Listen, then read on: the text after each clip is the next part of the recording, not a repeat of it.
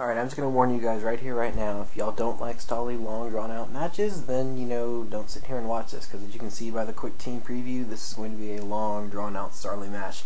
But anyway, hey guys, it's Rich. I've got a UU match here today against MrJamVad, and without further ado, let's just jump right on into the battle. So, I'm going to ops lead off with my Raikou. He's going to ops lead off with his Azelf. Now I'm figuring this is kind of like just a regular standard Azelf lead, maybe Stealth Rocks, maybe Life Orb, maybe Choice, I don't know. So I just went ahead and went for subs, like, okay, let's just see if I can't win the speed tie, get some subs up. He shows that he has Toxic. I have never before seen that used against me personally on an Azelf, but that's actually going to come back to be one of the most annoying things to fight in this match. So, now that he's Toxic and he's set up his Stealth Rocks, he's now going to go into his Snorlax to pretty much sponge any hit that my Raikou wants to throw out at me. Now, I could sit in here and Calm Mind if I wasn't poisoned, but that's the thing, I am poisoned, and generally there is an unwritten rule, never waste a free sub, but in a situation like that, with a poisoned Raikou behind a sub against like a Snorlax, you're going to want to get the hell out of there as fast as you possibly can. So, anyways, like I said, gonna get the hell out, go into Aerodactyl, get paralyzed by his Body Slam, not really crucial per se, because he's just gonna switch out here as I went for a Stone Edge as he goes out into his Blastoise, which is pretty much gonna sponge my hit.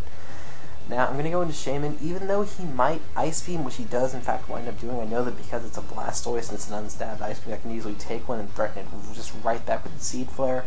However, I'm going to predict his switch out and go for a Hidden Power Ice as he actually switches right into his Zapdos, and this is going to be a nice, juicy hit on this Zapdos, and it makes it even juicier because I score a crit. Now, later on in the battle when he brings this thing back in, it's not really going to matter all that much per se, because if you look at the damage rolls with what I kill him off with later on, it's not going to matter too much, but I digress. So, his Arcanine comes in, I Seed Flare on the predicted switch, I get a Special Defense drop again, not really going to matter because I'm not going to bring anything that can abuse the Special Defense drop. So I'm basically going to use this time to fodder off my Aerodactyl right here, just to see if he's like banded or scarfed or Life Orb. So I see Life Orb, then I see that he doesn't have Intimidate, therefore he has Flash Fire, which means I'm going to have to watch out for that too as well. So I'm going to go into my Azumarill here, just threaten with the obvious Aqua Jet, and then pull a double switch over into my Mew, hoping he'd go into, I don't know, something. I don't know what the hell on earth I was predicting here. So, I'm going to taunt, expecting his blasted, what's it called?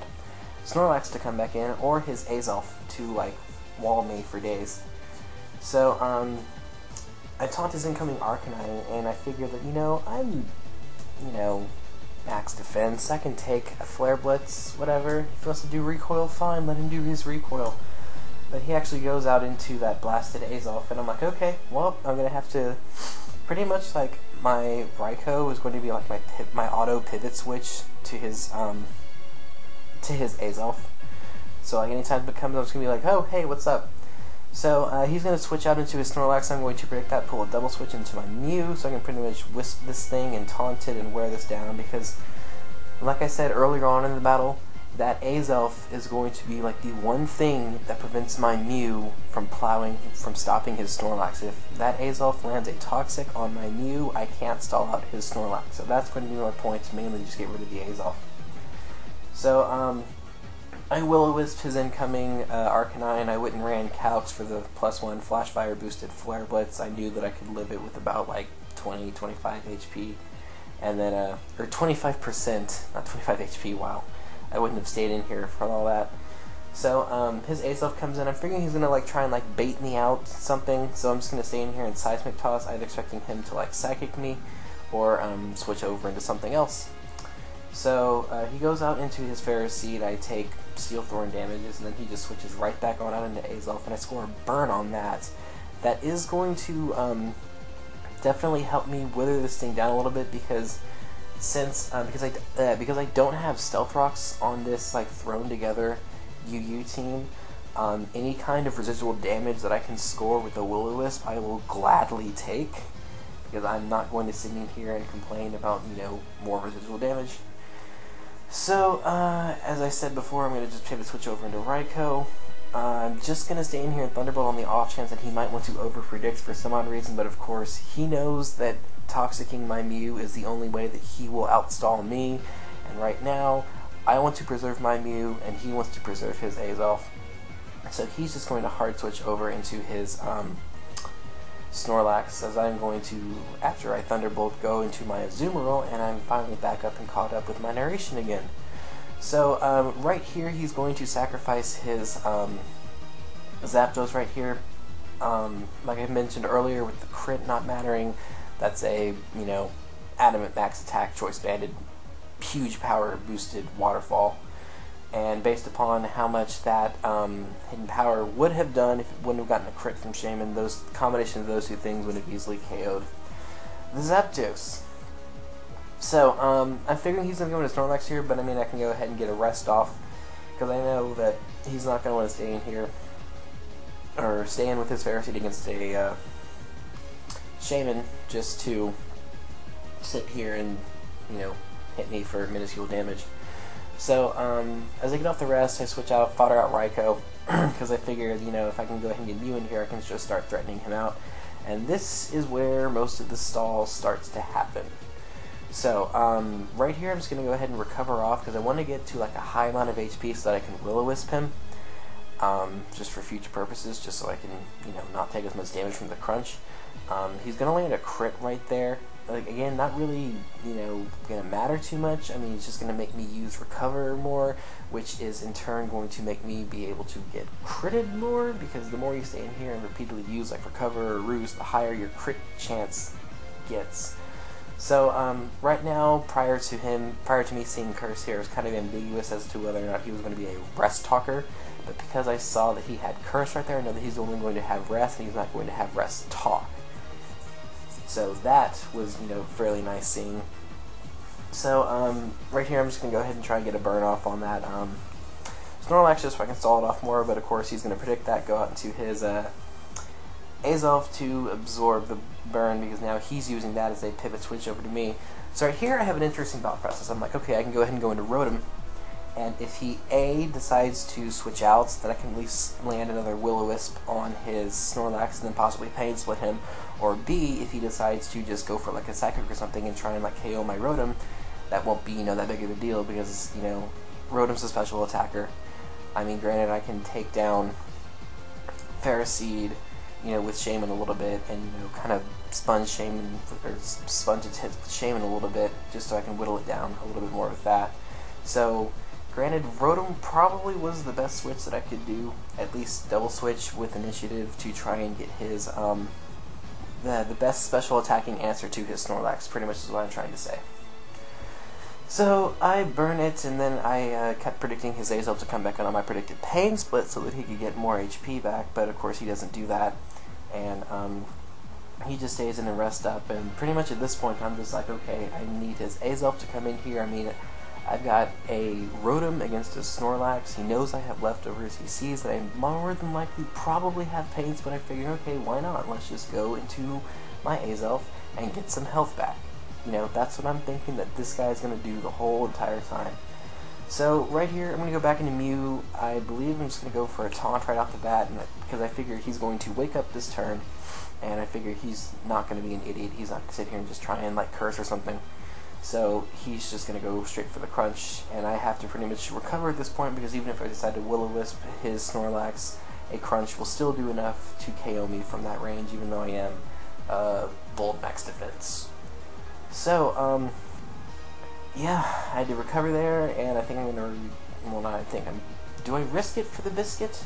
I think I risked it for the biscuit, right? Yeah, I risked it for the biscuit, can't talk, but I risked it for the biscuit right here, and I went for a Will-O-Wisp, hoping that it would hit, and it does hit his incoming Blastoise.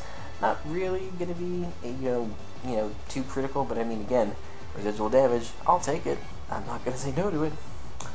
So I'm just going to go into Shaman, you know, expunging the possible like ice beams and all that. But he actually has Roar, so I'm like, okay, that's interesting to note. And he roars me out into Rotom. So right here again, I have no reason not to go for Thunderbolt. I mean, if he wants to stay in here and I will overpredict. Cool. If he wants to randomly predict my pain split and go out into his Azelf to let that thing absorb a pain split, cool. I will not care. So, yeah, his Snorlax is back in here again. I'm just going to Will-O-Wisp it so I can pretty much take the hits, and again, I'm not going to go for pain split just for the sole fact of his Azelf possibly coming in here, possibly being at higher health, and possibly raining on my parade. Or at least my Azelf's parade, I'll tell you all that much. So, he's going to go for rest. The crit I got on the Thunderbolt a couple turns ago, again, didn't really matter so much, because, I mean, he could just have easily just rested off the damage. So, yeah, I'm just going to Thunderbolt again. In comes his, Ferroseed, and, I get a crit para. I didn't really want to get a crit para. I mean, if anything, I just would have taken, like, just the crit. I mean, I didn't want the para because I wanted to burn that thing eventually later on as well, just so, you know, that could do hardly anything. And I think that right now I've got a status on every single one of his guys. Yeah, his, this thing is asleep, his Ferroseed is paralyzed, and his other two guys are burned. So I mean, figure at this point, I can go into my Zoomer. I can pretty much get a either really, really good damage on Snorlax, KO his Ferroseed, KO his Azelf, or just put a dent in his Blastoise, because Superpower is the best thing that I can go for that'll hit everything hard on his team, or KO everything on his, or KO the things that it won't really hit hard.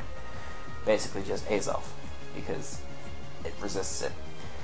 So, I'm going to go into Shaman right here after Azumarill pretty much just took one for the team. And I'm just going to go for a Seed Flare because, you know, safe move. I can possibly score like a special defense drop on the Snorlax and, you know, dominate right here. So I'm just going to stay in here and just Seed Flare again because I'm like, okay, let's just get special defense drops.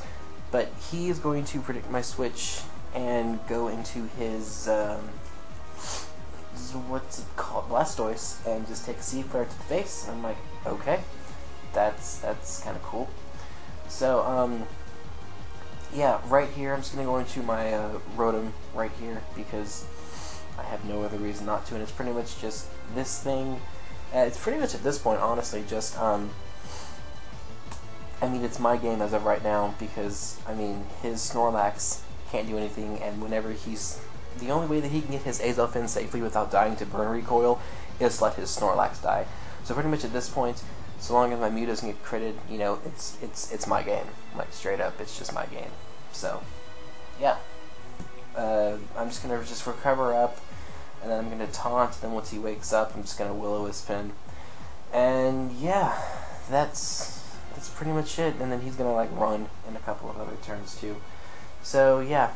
That was my huge stall war that I had on live stream too. That was really fun having it on live stream. Not really though. You don't have stall battles on live stream. It doesn't make for good streaming entertainment. But anyways, I digress. So yeah, again, that's pretty much going to be it for at least for my narration. I mean, you'll see the battle animation turns afterwards. And yeah, I actually think it's winding up right now. So I will go ahead and stop rambling. Guys, I thank you all very much for watching as always. I truly and sincerely appreciate it. And yeah, I need battles. So I mean, yeah, if you want to battle me, you know, get in contact with me and I'll like give you my Skype and all that, and then we'll have some battles because I need some battles and stuff. And yeah, so that's about it. And then more covers will be up soon too. Okay, I'm going to seriously stop now. So again, thank you everyone for watching as always. I truly sincerely appreciate it, and I'll check you next time. Peace.